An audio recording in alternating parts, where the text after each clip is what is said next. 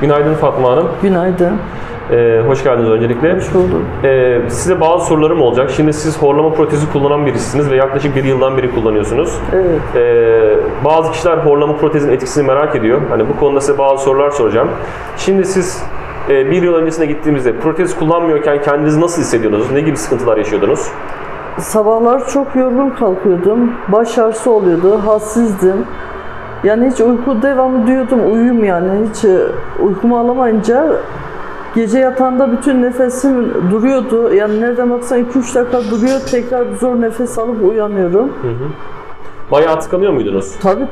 Terleme falan oluyor muydu peki? Tabii bu mesela göğüs kısım bayağı terliyordu.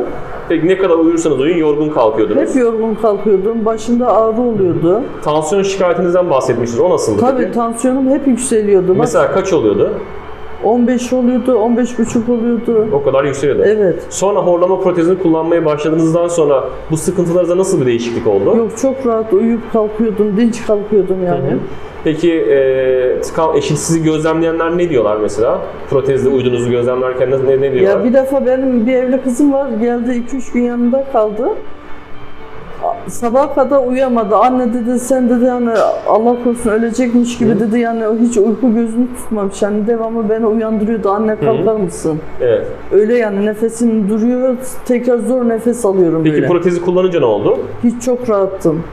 Peki çevrenizde gözlemleyenler mesela sizin tıkanmadan uyuduğunuzu ya da horlama sesinin düştüğünüzü söylüyorlar mı? Evet. Eşim bak mesela bir haftadır takmıyordu.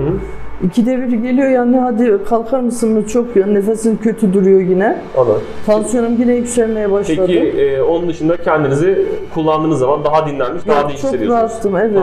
Tamam, oldu. Teşekkür ederiz. Sadece Ben bir soru teşekkür söyledim. ederim. Sağ olun. Teşekkür ederiz. Geçmiş Siz sağ olsun. olun.